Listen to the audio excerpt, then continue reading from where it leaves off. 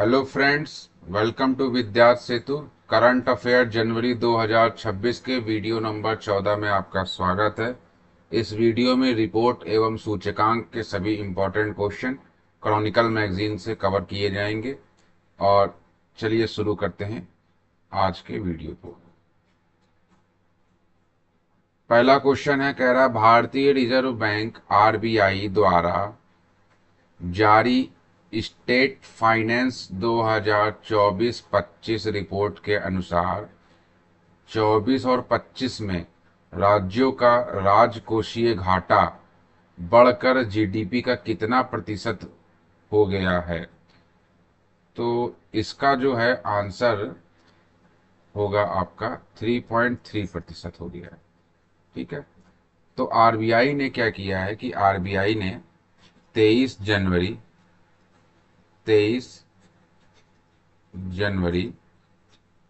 2026 को state finance report, ये जो दिया हुआ ना स्टेट फाइनेंस 2025-26 जारी किया, जिसमें पिछले 3 वर्षों का 3 इयर्स का राजकोषीय घाटा 3 से नीचे था, जो अब 3.3 हो गया है। ठीक है, पहले जो था वो क्या था, 3 था, अब ये क्या हो गया है कि 3 से 3.3 हो गया है परसेंट। ठीक है। भारत की औसत आयु लगभग 28 वर्ष होती है और रिपोर्ट ने राज्यों को युवा यानी कि जो ज़्यादा जिस युवा क्या बोलते हैं, जिस राज्य में सबसे ज़्यादा युवा है वो यूपी और बिहार है। वो बिहार और यूपी है। ठीक है। उसके बाद जो मध्यवर्ती यानी कि मीडियम है वो तेलंगाना है। उसके बाद जो वृद्ध हैं, सबसे ओल्ड हैं, वो उसमें क्या है, उसमें केरला है और तमिलनाडु है में बांट दिया है। और वृद्ध होते राज्यों में कर आधार सिकुड़ रहा है। जहाँ पे ज़्यादा ओल्ड है वहाँ पे टैक्स जो है वो क्या हो रहा है, नीचे जा रहा है। जहाँ पे ज़्यादा है वो टैक्स ऊपर जा रहा है।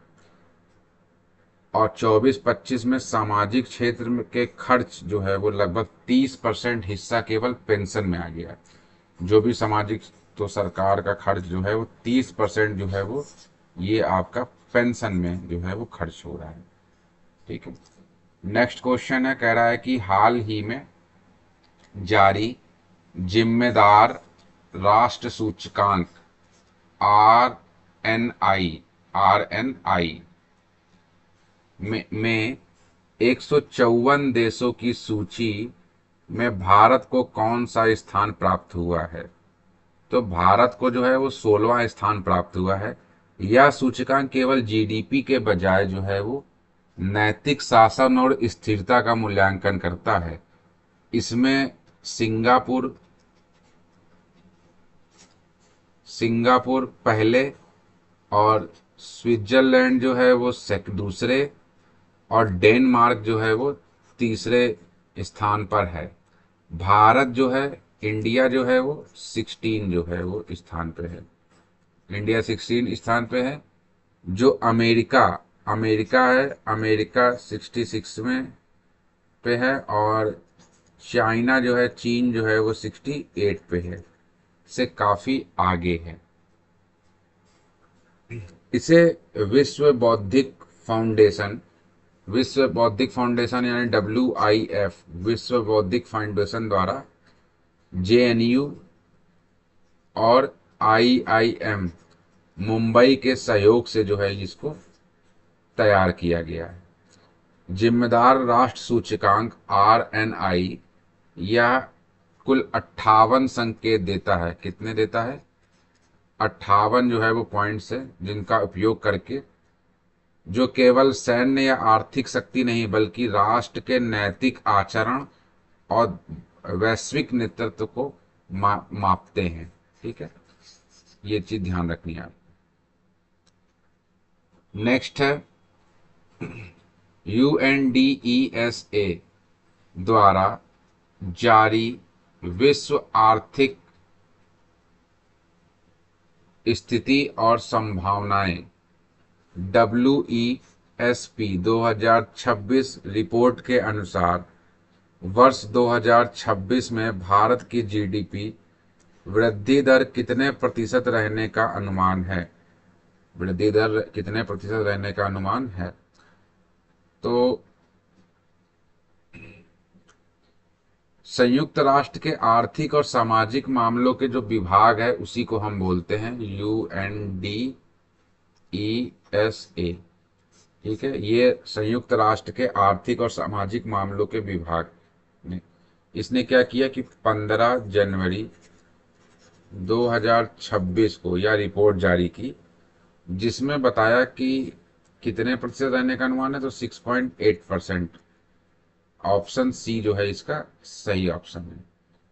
और इस रिपोर्ट में भारत को वैश्विक अर्थव्यवस्था के चमकते बिंदु के रूप में प्रस्तुत किया गया है, जबकि घरेलू मांग, बुनियादी ढांचे एवं सरकारी खर्च और निजी निवेश इसके मुख्य कारण है। भारत के प्रदर्शन से दक्षिण एशिया का औसत विकास दर अन्य क्षेत्रों से बेहतर है। नेक्स्ट क्वेश्चन है क्वेश्चन नंबर 4। क्वेश्चन नंबर 4 में कह रहा है कि UNCTAD की global investment trade monitors reports के अनुसार वर्ष 2025 में भारत में प्रत्यक्ष विदेशी निवेश FDI में कितने प्रतिशत का भारी उछाल दर्ज किया गया है? तो जो आपका UNTCAD है, इसका फुल फॉर्म है संयुक्त राष्ट्र व्यापार और विकास सम्मेलन। यह global investment trade monitor report जो है ये आपका 20 जनवरी 2026 को जारी किया गया, और इसमें जो भारी उछाल दर्ज किया गया है वो 73%। ऑप्शन सी इसका सही आंसर है। सबसे अधिक निवेश सेवा क्षेत्र जो है वो वित्त है। कौन सा क्षेत्र है वो? वित्त, IT और रिसर्च एंड डेवलपमेंट और विनिर्माण में हुआ है। और PLI योजनाएं, बुनियादी ढांचे का विस्तार और चाइना +1 रणनीति इसके प्रमुख चालक हैं।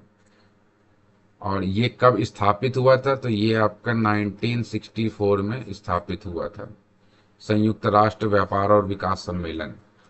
ठीक है, ये स्थापित हुआ था। इसका मुख्यालय कहाँ है? इसका मुख्यालय जिनेवा में है। कहाँ पे है इसका मुख्यालय? जिनेवा में है। ठीक है, यह क्या करता है? ये विकासशील देशों के व्यापार, निवेश और विकास के मुद्दों से निपटने वाला प्रमुख निकाय है। ठीक है, चलिए अगला क्वेश्चन देखते हैं। नेक्स्ट क्वेश्चन है हमारे पास। नेक्स्ट क्वेश्चन में कह रहा है कि नीति आयोग द्वारा जारी निर्यात तैयारी सूचकांक EPI 2024 में बड़े राज्यों की श्रेणी में किस राज्य ने शीर्ष स्थान प्राप्त किया है? तो 14 जनवरी 2026 को निर्यात तैयारी सूचकांक 2024 जो इसका 4th एडिशन है। कौन सा एडिशन है ये? 4th एडिशन है। ठीक है, निर्यात तैयारी सूचकांक 2024 ये इसका 4th चौथा बार वाला चौथा संस्करण है, जारी किया गया। बड़े राज्यों में महाराष्ट्र पहले पे है। महाराष्ट्र जो है वो पहले पे है। दूसरे नंबर पे जो है वो तमिलनाडु है, और तीसरे नंबर पे जो है इसमें गुजरात है, और चौथे नंबर पे इसमें यूपी है। तो जो पहला स्थान जिसको मिला है ऑप्शन नंबर डी महाराष्ट्र है।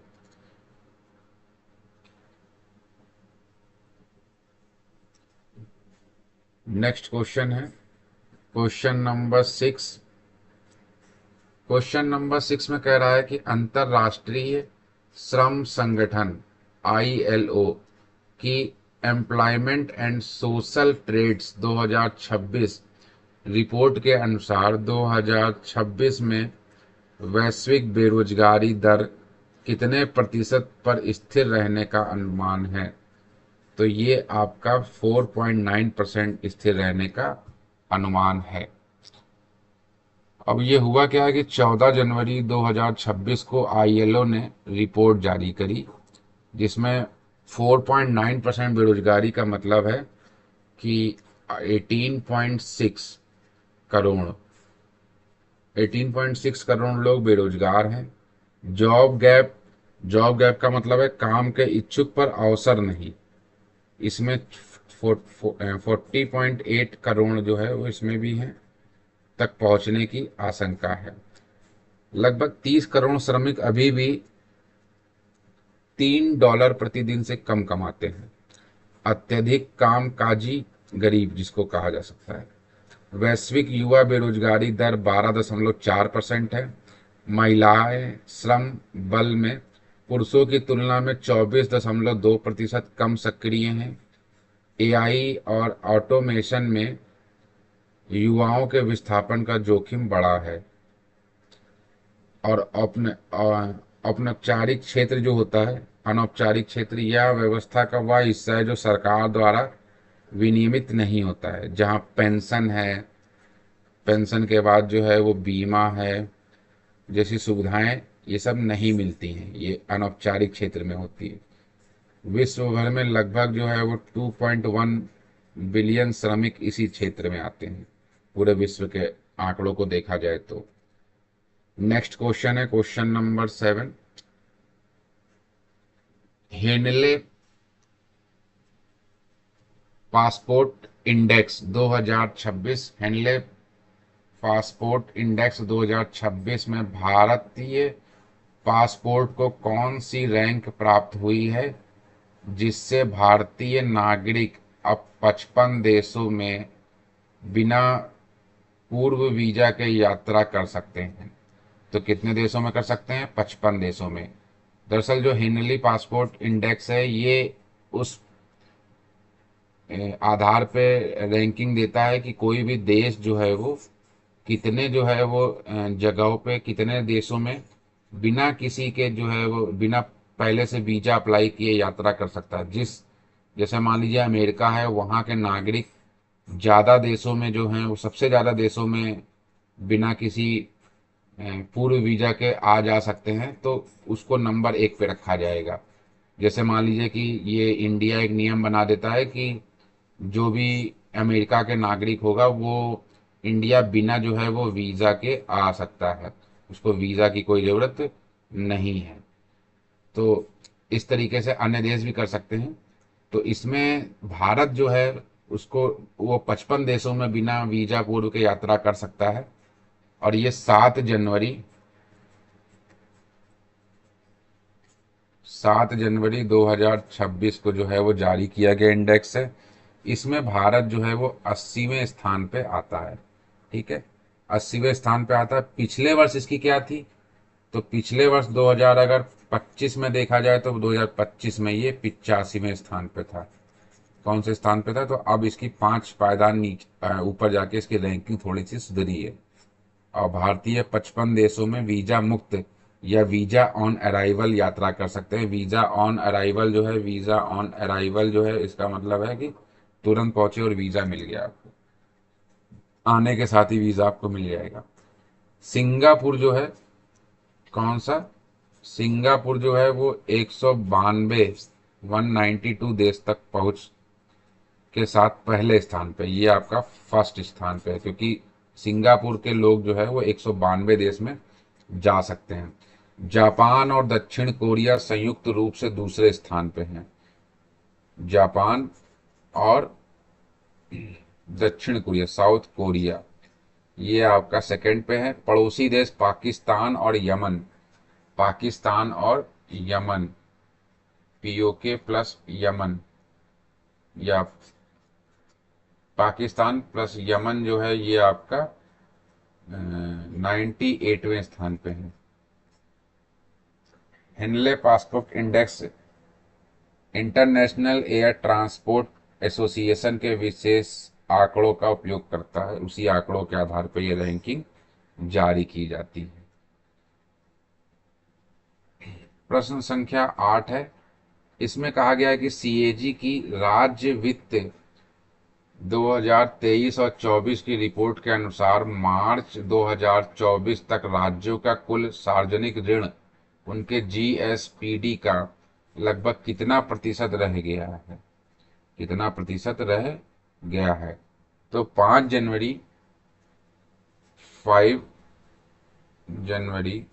2026 को सीएजी ने क्या किया, 28 राज्यों की राज्य वित्त 2023-24 जो यहाँ कहा गया है, ये राज्य वित्त 2023-24 जो है वो ये दिख रहा है आपको, रिपोर्ट जारी की। सार्वजनिक ऋण जो है 67.87 लाख करोड़ रहा, जो जीएसडीपी का 23% जो है वो है। 18 राज्यों ने 15वें वित्त आयोग द्वारा जीएसडीपी के 3% राजकोषीय घाटे की सीमा का उल्लंघन किया। रिपोर्ट में राज्यों द्वारा अपनाई जाने वाली ऑफ बजट प्रथाओं और गलत वर्गीकरण की आलोचना की गई है, जो राज्य की वास्तविक राजकोषीय स्थिति को छिपाते हैं और जवाबदेही कमजोर करते हैं। ठीक है, चलिए अगला क्वेश्चन देखते हैं। नेक्स्ट क्वेश्चन है क्वेश्चन नंबर 9। क्वेश्चन नंबर 9 में कह रहा है कि ग्लोबल फायर पावर इंडेक्स 2026, कौन सा ग्लोबल फायर पावर इंडेक्स 2026 के अनुसार दुनिया की सबसे शक्तिशाली सेनाओं में भारत का स्थान कौन सा रहा है। तो इसमें जो अगर देखा जाए कि सबसे ज़्यादा शक्तिशाली के हिसाब से सेना के शक्तिशाली होने के, ये ध्यान रखिएगा कि कौन सा जो है वो इसमें बताया जा रहा है। तो ये ग्लोबल फायर इंडेक्स 2026 की बात हो रही है। तो इसके हिसाब से जो है वो भारत की सेना का जो स्थान है वो आपका चौथा स्थान है। नेक्स्ट क्वेश्चन है कि जनवरी 2026 में चर्चा में रहे विश्व सामाजिक सुरक्षा रिपोर्ट को किस संस्था द्वारा जो है वो जारी किया जाता है, किस संस्था द्वारा जारी किया जाता है। ठीक है, तो ये ध्यान रखने वाली बात है। तो किस संस्था द्वारा जारी किया जाता है, तो ये जो है अंतरराष्ट्रीय श्रम संगठनों द्वारा जो है वो जारी किया जाता है। इसको ILO भी बोलते हैं। नेक्स्ट क्वेश्चन है, विश्व आर्थिक मंच द्वारा जनवरी 2026 में जारी वैश्विक जोखिम रिपोर्ट 2026 किसके द्वारा, विश्व आर्थिक मंच द्वारा जनवरी 2026 में वैश्विक जोखिम रिपोर्ट 2026 के अनुसार अगले 2 वर्षों में दुनिया के सामने सबसे बड़ा जोखिम क्या होगा, सबसे बड़ा जोखिम क्या होगा। तो इसका सबसे बड़ा जोखिम जो है वो हमारा भू आर्थिक टकराव है, जमीन को लेके भू आर्थिक टकराव है, ये सबसे बड़ा जोखिम जो है वो रहेगा। नेक्स्ट क्वेश्चन है क्वेश्चन नंबर 12 है। क्वेश्चन नंबर 12 में कह रहा है कि अवतार संस्था, अवतार की बात हो रही है, संस्था की 2025 की रिपोर्ट के अनुसार महिलाओं के लिए भारत का सबसे समावेशी शहर कौन सा है। ऐसा कौन सा शहर है जो महिलाओं के लिए सबसे अच्छा समावेशी है। तो इसका सही जवाब होगा आपका बेंगलुरु, ऑप्शन डी, बेंगलुरु आपका सबसे सही आंसर है। नेक्स्ट क्वेश्चन है क्वेश्चन नंबर 13, कह रहा है कि निम्बुयो सेफ्टी इंडेक्स 2026 2026 कौन सा सेफ्टी इंडेक्स है? निम्बोयो सेफ्टी इंडेक्स 2026 में किस भारतीय शहर ने देश में प्रथम स्थान हासिल किया? प्रथम स्थान, और वो भी क्या शहर ने? तो इसका सही आंसर क्या होना चाहिए? तो इसका सही आंसर है मंगलुरु। मंगलुरु ने जो है वो सबसे अच्छा, यानी कि सबसे टॉप पे प्रथम स्थान जो है वो हासिल किया है। ठीक है, तो ये सारे करंट अफेयर जो है वो आपका मैगजीन का निचोड़ है। तो आज के इस वीडियो में बस इतना ही। Thank you for watching Vidyarth Setu. Like, share and subscribe.